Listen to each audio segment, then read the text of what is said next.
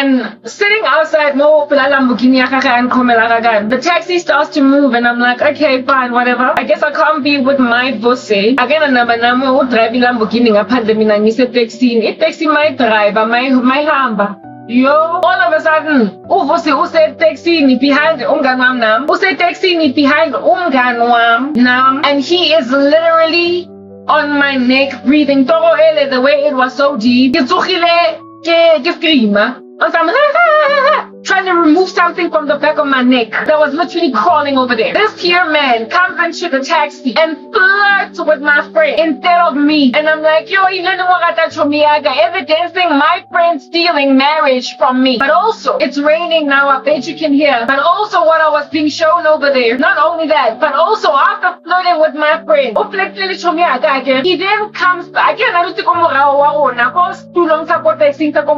of me and my friend. And first starts flirting with my girl to make me jealous. I'm like, over and above this guy driving a car that I'm not an illegal and being such an important man. Now he wants my friend and not me. And so I was really sad in my dream, and I just sat there in the taxi feeling sorry for myself as it's driving off. And then as the taxi continues to drive, Lamborghini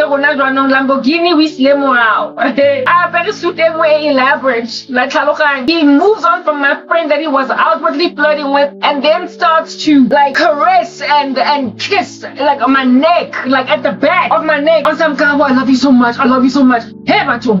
And he was like tickling me. Like I'm taking it. I'm really busy on my neck. Like my this here base of the neck. There is something spiritual that when you're being attacked out here across in that region, I don't know what's going on over there in terms of the brain stem and what seat of what emotion it is, what it's linked to. But it certainly has lots and lots of spiritual activity going on over there. When you're under attack spiritually, it's like on your chest. It's like a nachmeri that sits on your chest until you feel like you can't breathe and you wake up, or sleep paralysis that makes it impossible for you to move because you're being attacked. That takes over largely your whole entire body. Something and it's happened like a good 3 times to me. That crawls on the back of your neck, like just there. It crawls on the back of your neck and how papama, it's still out there, out here doing a thing until you will feel like you've got a scorpion walking over there and you'll be like, ah! And try to remove it. And I woke up like that, where this guy was out here kissing me and caressing me on my neck base. And he was like, I love you, I love you.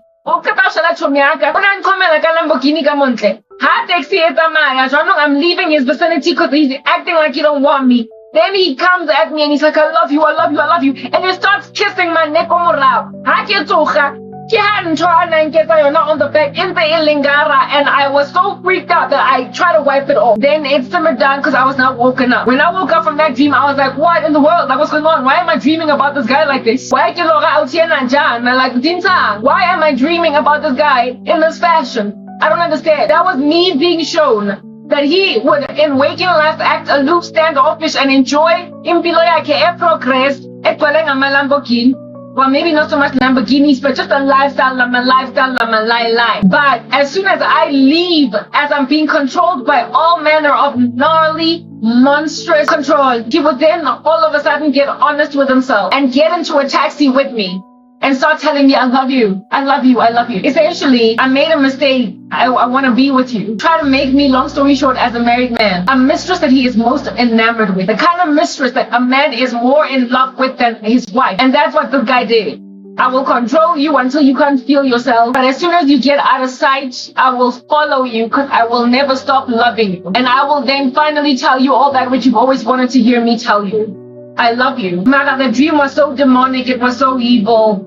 It was so incredibly diabolical. The dream was so evil that I woke up wiping off an insect on the back of my neck as opposed to a man. It was demonic. And that is what y'all end up as men. When you marry women you don't love, but when you chase clout, that's going to give you a big car. Clout that is going to give you a massive car, a massive job, a massive opportunity. Yeah, Mistress everything she's ever wanted to hear. Telling her you love her more than you've ever loved anything else. Passionately out here afflicting a woman with sorcery. until you will grab a single woman and make sure she don't get married, that she might be your lifetime mistress. Yeah, okay. Hell is real, okay? I've been saying that for a minute. And all of y'all are out here hitting the ground running, going all the way there. You are taking yourself to the abyss. You're taking yourselves to the eternal lake of fire where the worm never dies. You're making sure that you will never be okay. These here things have eternal ramifications, and I'm trying to snatch y'all out even from the flames of hell. I'm trying to get y'all to stop doing this stuff, because you can't cause the committal of adultery on the part of women and be any kind of safe as men. And as women, you can't keep nijisa madota and expect ukuthi abazolandela ama ex-girlfriend wabo like imahata later on. And so put yourselves in a position to be bereaved later on over the fact that your unfaithful husband is enamored, besotted, beside himself with adoration for a mistress. You need to stop manipulating people to enter into relationships that don't make no kind of sense. Because all that it produces in the future is infidelity, adultery, and ultimately hellfire. And this man, I don't know if I would ever succeed to reach him for Jesus, man, because he had a ex-girlfriend that he cheated on and made a baby with. We don't know if this man can get born again. Mara, I have had dreams in the season where it is that he made a phone call, found out I was dead, and mourned like a baby. Because in trying getting moyona, recently I dreamt about the same guy coming more thing, and he was a lot more humble. Mara, he was disheveled in his bocho, a lot more humble, talking to me with humility, pertaining the things of God. In a way that this man was just so glorious that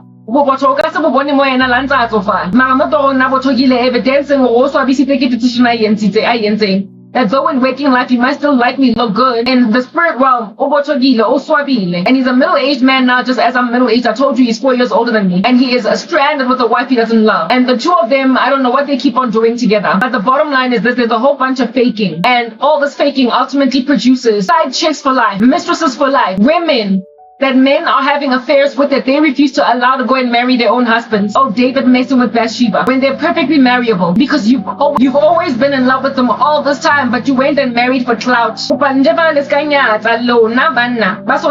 not underestimate the power of loving a woman, because you're not gonna stop loving her. You're not gonna move on. You're not gonna let go. You're not gonna be content now with your cars and your business deals and your political alliances and your like mammoth connections that you gain as a result of a strategic alliance, as a strategic marriage, as a contractual marriage, as a transactional marriage. You're never gonna forget about the simpleton girl that you passed out for the wife you have no feelings for. No feeling. In exchange for a side chick that would have been a wife if you were not so shallow. You are never gonna forget her. I'm telling you now, you're never gonna forget her. And so you're gonna keep on pursuing for the life of your crazy soul. I see that it's just like, Mamela, boy, you went and married your own wife. Can I just go be comfortable in my lowly life with my lowly husband doing lowly gospel work? I'm happy to live in a 2-bedroom, 3-bedroom house where my kids are sharing a bedroom with a man that I'm in love with. I don't care about the acquisitions of this world because I've given my life to Jesus. But herein lies you living in your big fat echo chamber of a house.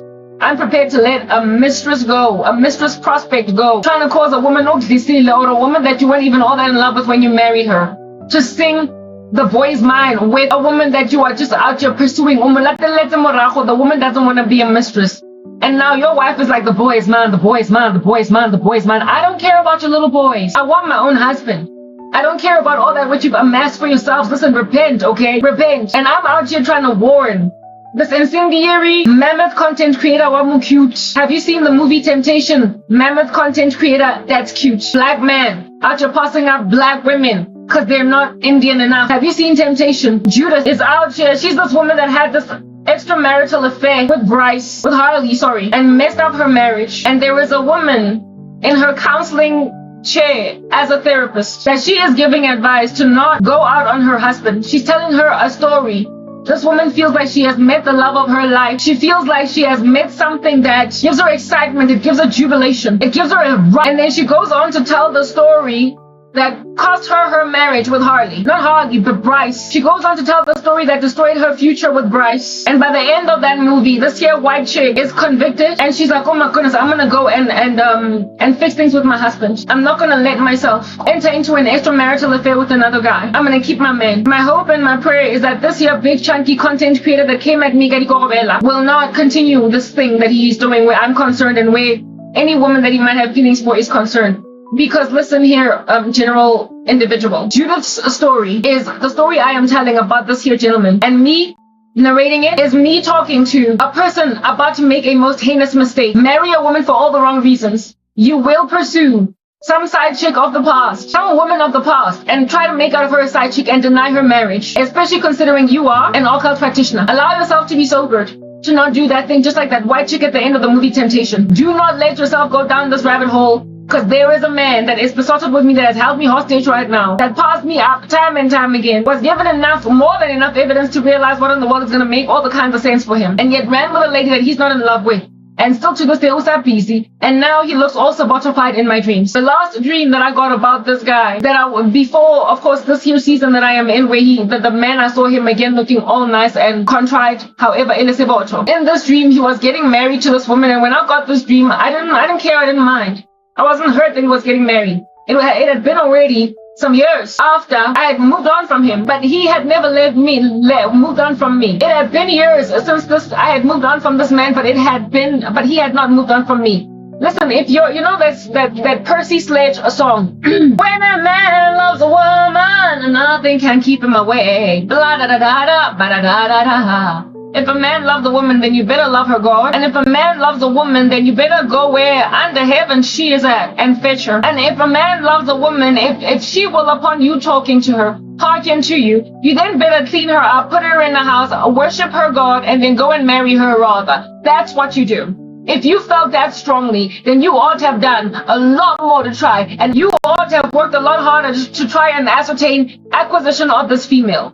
I will tell you yet again another story as I digress. My aunt, he cheated on her and had a child with another woman, and so cheating on her when they were still on the come up. They dated when everybody was still in high school, and somewhere along the way, my uncle had an affair as he was cheating with some other lady, had a baby with her, and my aunt was mad and angry and upset and sad and hurt. And so she moved back to the Eastern Cape where she was from, leaving my uncle. My uncle was from the Soweto. My uncle was from these streets, and I don't even know how he met my aunt, seeing as he was always a dude all about these Soweto streets, but nonetheless he was from the Soweto. Wathatha taxi, bus, train. We don't know what in the world he done took, but he done took it. Wamlanda Lomfazi, Eastern Cape, where she was going to recuperate from the fact that his boyfriend Mistress, some other chick. She was there first, and my uncle went and impregnated some other woman, otherwise known as the half sister of my cousins. And Wamlanda la kona, Wamlanda, Wamfutra. And he begged and he groveled and he mourned and he begged and he groveled. When a man loves a woman, Wamlanda. And then my aunt was like, fine, I'll forgive you. Wamtata back. And they got married and had their own 2 children. Though she was supposed to be baby mama number 1, she was baby mama number 2. But this man loved her enough to take amateksi amaningi, seeing as he didn't have no car. Amatrain in the days of apartheid. Everything that he had to take. Wamlanda, Eastern Cape. Wakivela, ama Greyhound. Wamlanda, taking a risk that she will say, I don't want you, but she came back home with him. And he married her. And today they're still married. That's what you do if you love a woman enough. This guy was privy to my content. Obo neke latlhegelwa. Obo neke swabiswa. Obo neke treatwa like rubbish.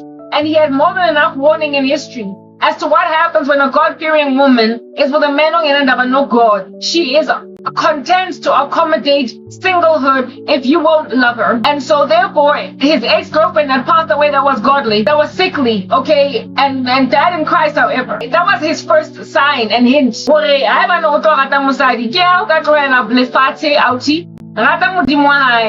then LinkedIn.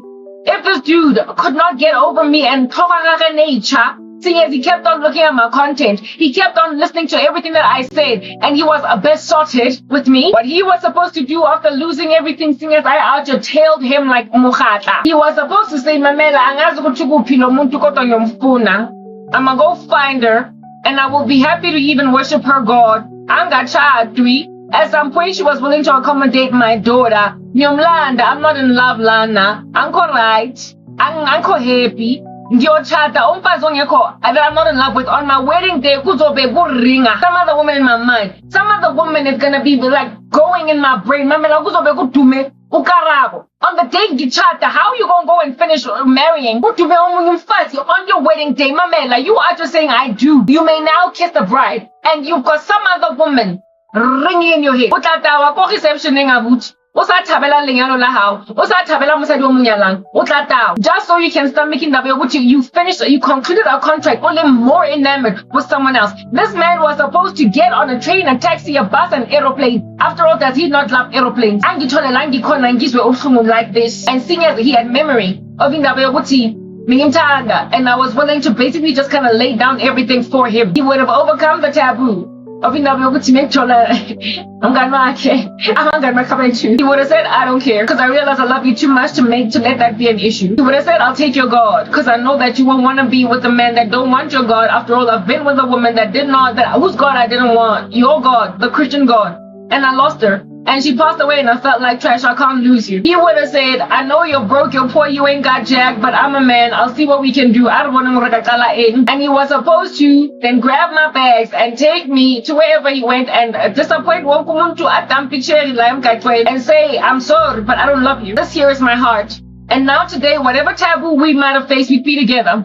Because I would have probably, as a Christian woman, listened to him talk, been stumbled, taken it to God, asked the Lord, what's giving? Is he really born again? And is this going to humiliate me? And upon inquiring with the Lord and then finding out that he's genuinely seeking my God, I would have then been like, fine, I'll go with you everywhere you go. But please, you can't be pulling no stunts on me again.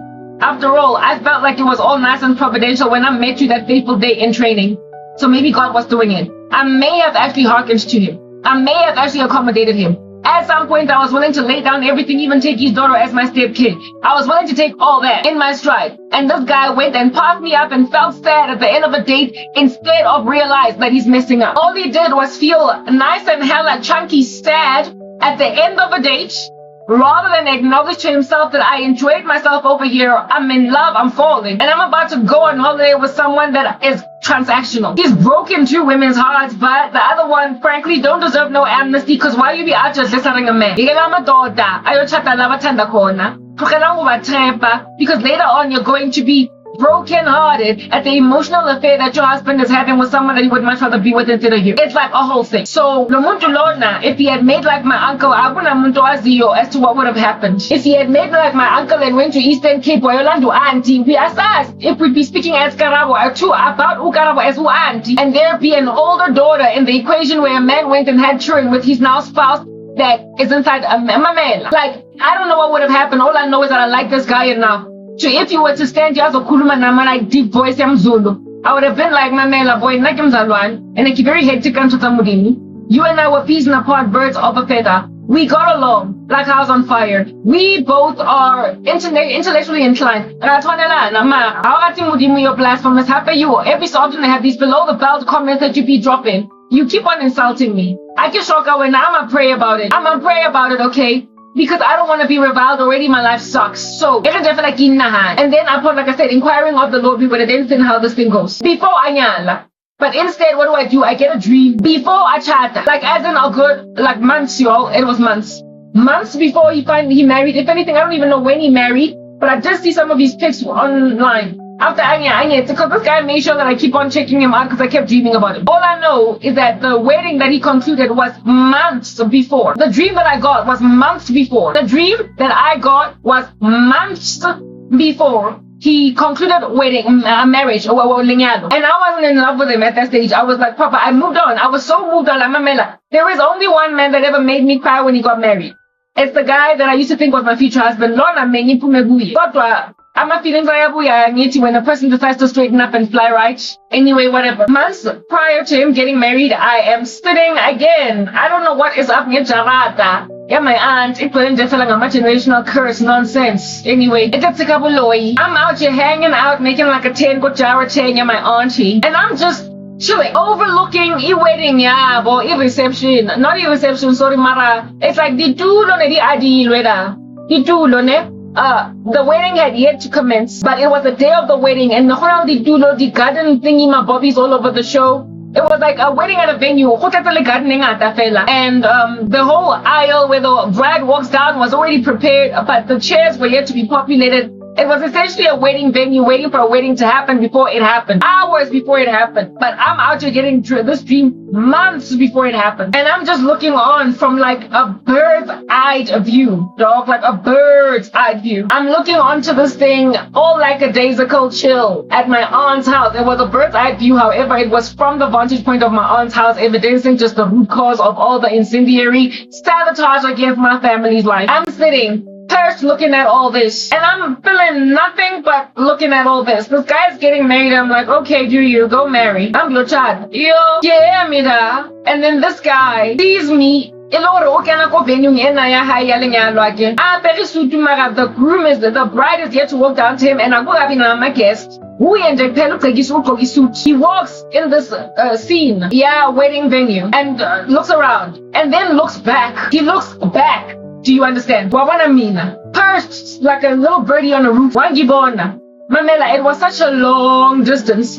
It's almost as if though it would be like, just to explain to you the height at which I was looking at this guy's wedding venue. It would be like looking at from a skyscraper, looking at some activity happening from the terrace, the window, the balcony of this hotel skyscraper on like the 15th floor, let's say even 25th floor, from the 25th floor, and you're looking at like 4 streets down at some activity going on, those 4 streets of people like Babu Wakwateng, Baterecha, you can see them, but they're like small little wax figurines, they're small little figurines, action figures. Yeah, that was the distance at which I was perched, elevated at my aunt's house, overlooking Lingelo Lena, the preparations, the thing. It was that distance, that far, Lingelo thing, like that far. And this man that I'm looking at as this like action figure size, walking up and down this venue, he looked back.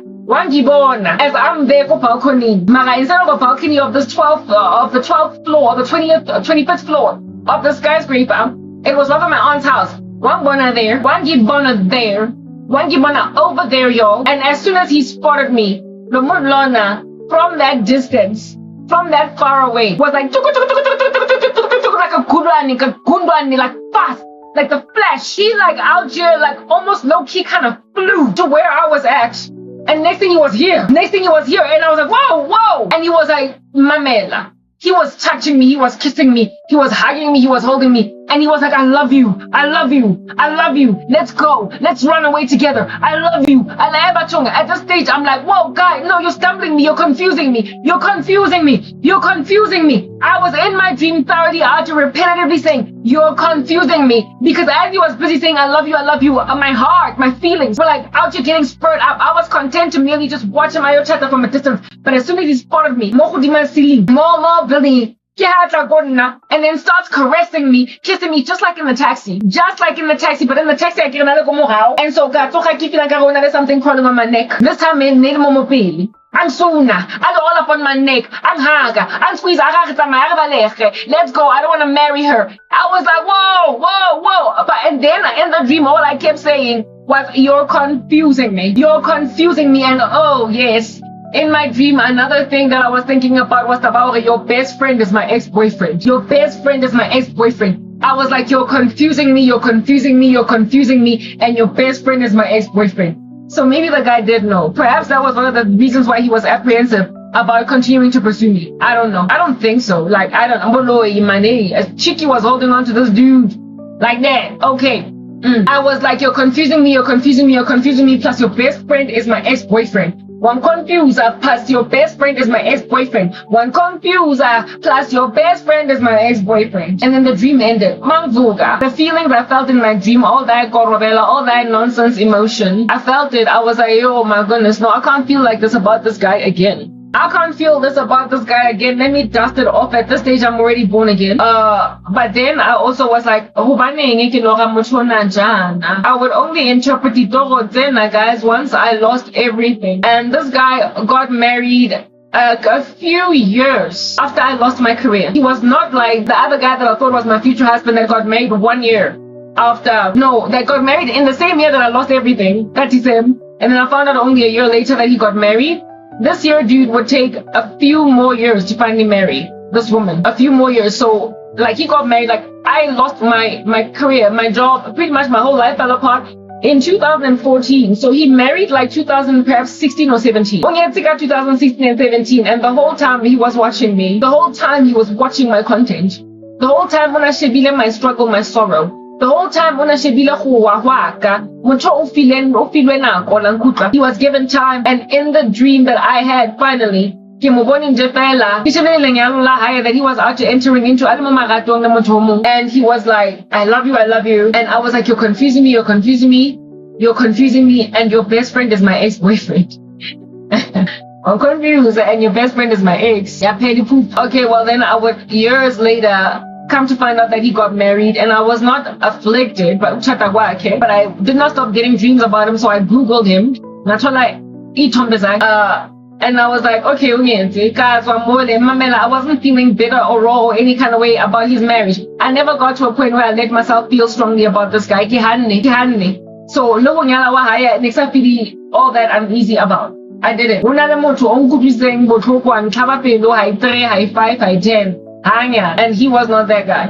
Though he would have been that guy if I had given him any kind of airtime. Okay, that was this guy. So that was the last dream that I got about him when I was pretty much still employed. I think I got this dream when I was still employed, or maybe like a year after going. No, it was certainly when I was still employed. But this year would only come to pass, of course. Years later, listen to that. Like in my dream, their wedding reception was prepared and everything, and it was on the day of the wedding. And the guy, as soon as he spotted me, was like, I love you. But in waking life, the day of the wedding was actually a whole 3 years. 3 years. You can't be given all that time and be any kind of decent and regular. In waking life, it would take 3 years for this guy to not only get down on his knees and propose to a woman he doesn't love, but then organize weddings, book venues, get suits, get dresses, and then walk a lady down the aisle to you. Conclude a marriage. Was somebody else. Y'all done do stuff like that, and it's all nice and creepy weird. It don't make no kind of sense to be marrying anybody other than umuntu odumengaye, especially if umuntu odumengaye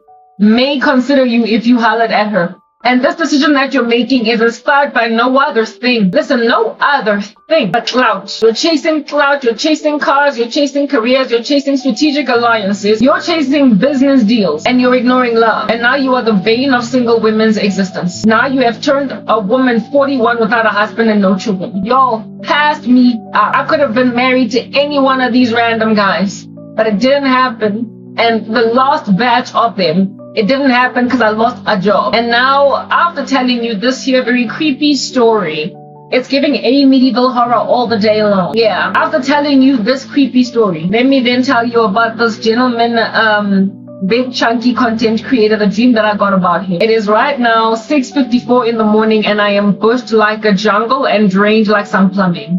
But we're gonna talk, okay?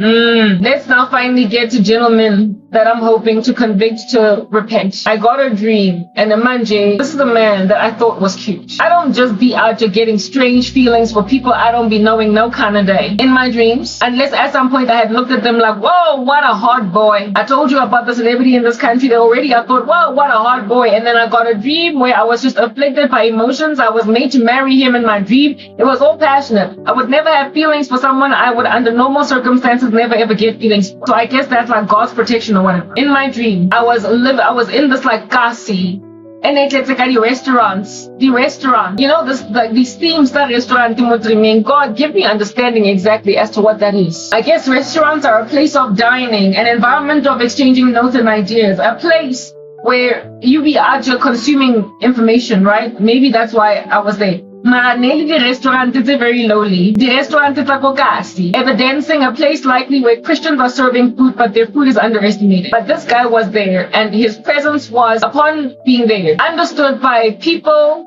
who worked at these restaurants, serving this food. He was understood as, whoa, what is he doing here among us? He was understood as, we are these lowly peasants, and this guy is just such a great guy. He's so big. Why is he here in a gassy restaurant? Why is he here? Why is he here? Like out here eating magwinya with all of us? We are selling snowfish, namakipki. This guy is the type to eat champagne, to eat caviar and drink champagne. We can't give him hors d'oeuvres. Only he got that. Like we are not in his league. He is big in comparison to us. There were all these chicks in this restaurant that looked at the presence of this guy among us in our restaurant as asimfaneli. Kodwa kule ndawo lena. He was in and of himself kind of disheveled. He was in and of himself actually also giving decrepit. He was in and of himself not looking the best, but we, however, in spite of it all, gazed at him like, whoa, what's he doing among us lowly randos? And this environment was teeming at the folds with women in particular that worked in these restaurants, but there were some guys too. And then now, working amidst these restaurateurs, these ladies that work here and these guys. Nami, I was like, what are you doing here? I missed that.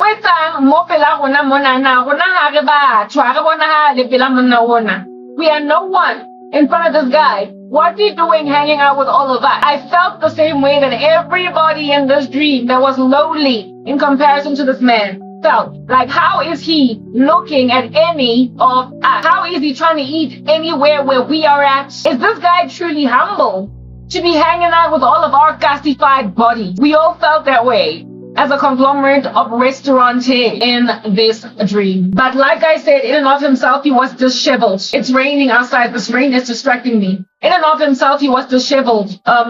Disheveled right? I had to switch off the fan. It's so cold. Okay. In and of himself, he was looking kind of disheveled, so he wasn't looking the best. Eventually, the Spirit of God was evidencing that we might think nothing of ourselves as Christians, but they're also nothing in the sight of God. We're all humanity on the same level. We are equalized. And so what echelons that mankind might create, God does not see it that way. But we had a perception as Christians as why would you want to hang out with us? And in particular, there were Christian women in this space. Why would you want to hang out with us, pursue us, talk to us when you're so important, Mr. Popular? That's how we felt. We understood that this man was misplaced, but nonetheless, he looks just as disheveled as us. However, our perception of him was different from what was the truth. I wish this rain would stop so I wouldn't speak at the top of my voice, that I might get this message out already. I'm tired now. I'm pushed like a jungle at this point, but it won't stop.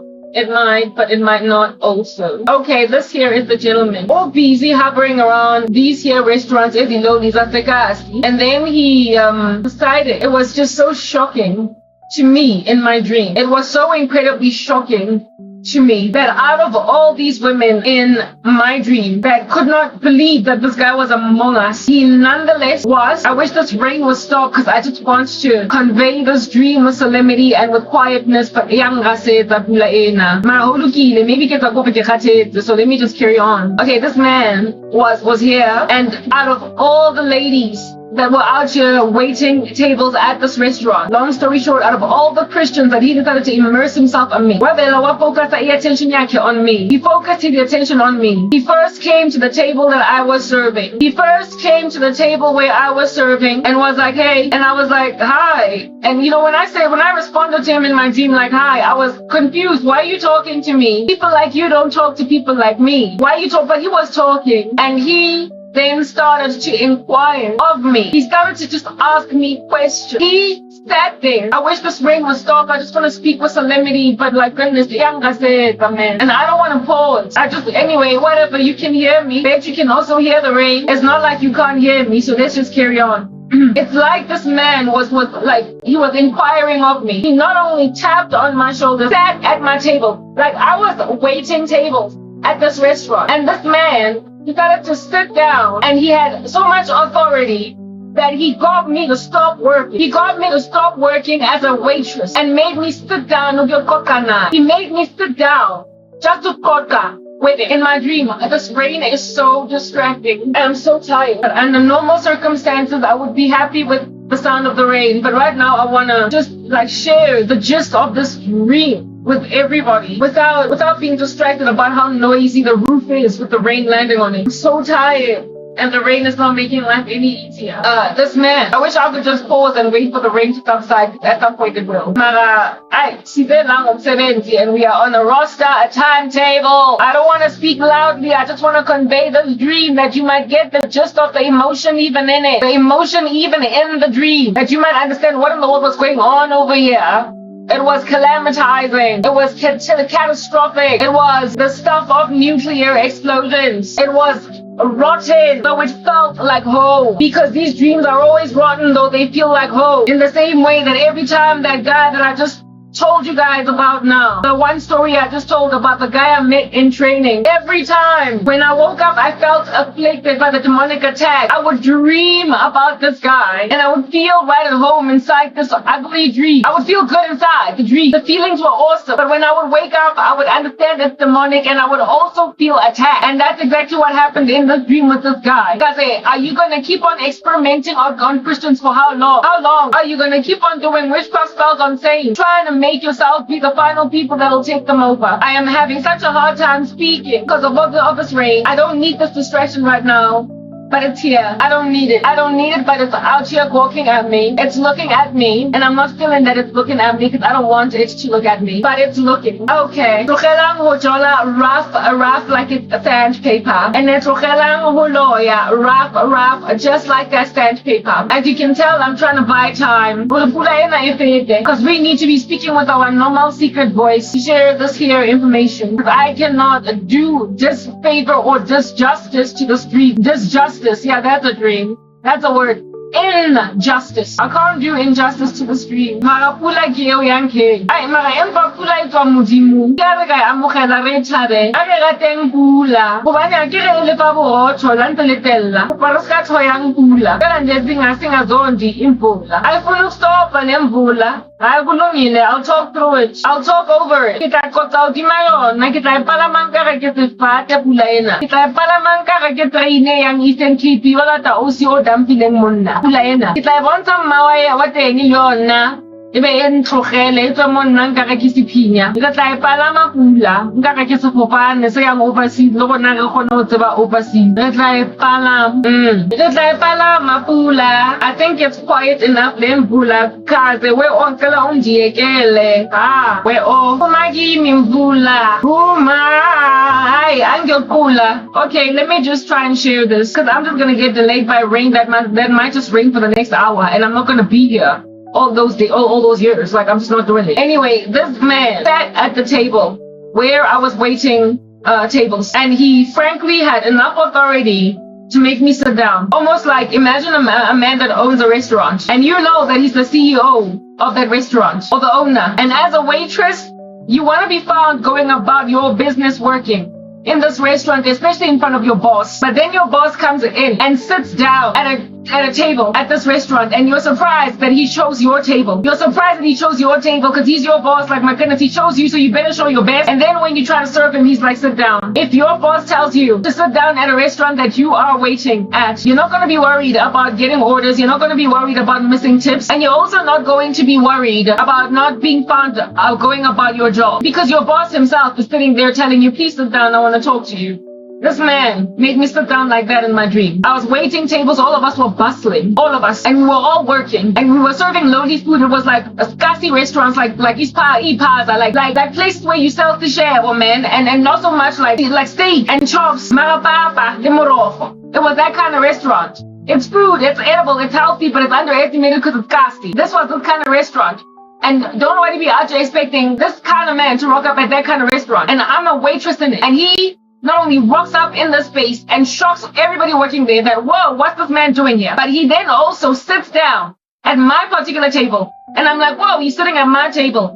I then try to wait him and basically serve him. And then he tells me, sit down, and starts talking with me. And because he had the kind of clout and the kind of authority that would render me not so much unemployed or even useless and not doing my job, but just simply summoned, I sat in my dream. Listen, I sat down, and I initially, Mamela, The dream was just like, oh, it was so restaurant-like. You know the fatuku that waiters and waitresses walk around with, and they just put them over their laps so they can keep on being able to wipe down tables. I was out here with that like fatuku over me, and I kept on playing around ka fatuku because I was twiddling my thumbs. I couldn't understand why this big guy was talking to me. Though he was disheveled, however, my perception of him was that he's huge. He's too huge to be talking to me. Okay, so I'm busy playing ka fatuku that was under normal circumstances on my shoulder. I'm out here rocking my apron and everything in my restaurant outfit. And I sit down and I'm playing around Kafatuku. And this guy is talking to me. And he starts to have a conversation with me like I'm a person, like I'm a human being. Not so much like somebody that he has just summoned, but someone that he is inquiring of. He was curious and he wanted to talk about big matters like world issues and to gauge my opinion on certain things and to understand my vantage point, how I would posit an argument. He was essentially tapping into my intellectual space. And so I relaxed. I ultimately calmed down and I stopped being scared in front of the CEO guy, in front of the restaurant man, in front of the owner. Like he had that kind of authority. And I stopped being trepidatious and calmed down like I was talking to a peer. Essentially the thing that I lamented about when I first started talking here. That I am so wary of looking at men that ought be my peers that however look at me like I ain't Jack. And in my dream, I was finally awarded by this guy the level of respect that men in my peer league ought to give me because of the fact that I have made something of myself as a result of belonging to their peer league. But they don't because of my socioeconomic standing as a result of all the censorship. Okay, he spoke to me like a person in the peer league that had mad respect for everything I gotta say. And so I stopped being all restaurant-like and stopped twiddling around with my fatuku. And I sat down and I out here ended up like chatting with him like this at that table. I was chatting with him like this.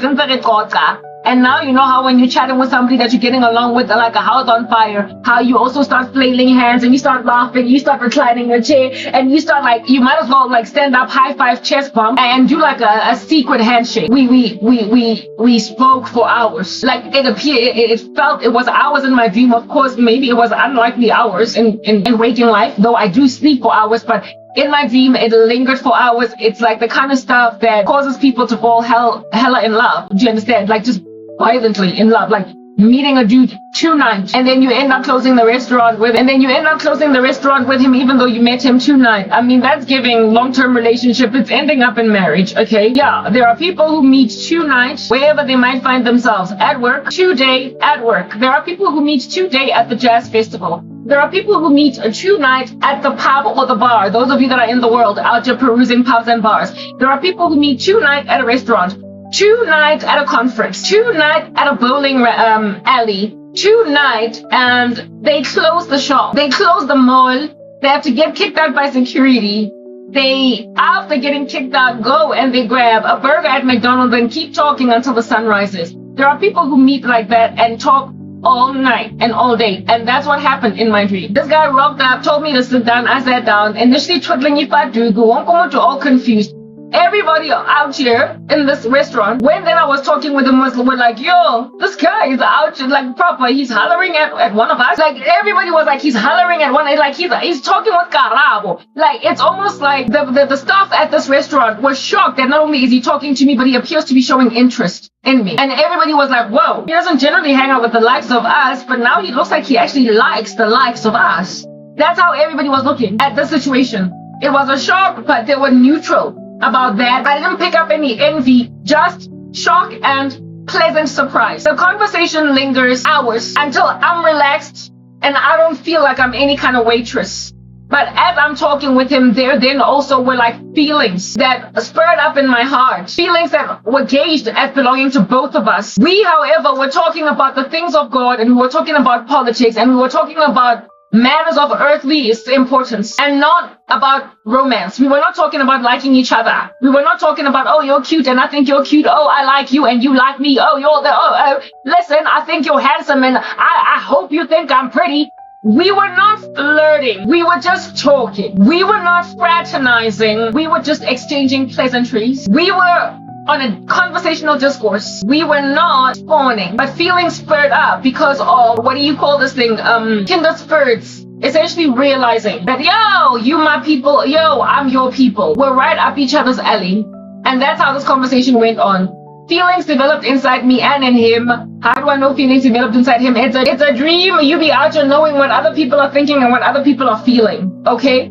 So this guy had feelings for me. I had feelings for him, though nobody just showed feelings. Neither evidence that they were like speaking about feelings, or neither did they evidence that they were romantically interested. It was just a very neutral conversation where, thanks to us getting along concerning it, feelings developed. But nobody ever showed it. Only that we were continuing to talk about things that we all agreed on. Okay? And Mamela, because feelings developed between me and this guy. However, this guy is not born again. I am. I am a Christian, and I was a Christian in my dream. The conversations about God were weighty on him. They were heavy. The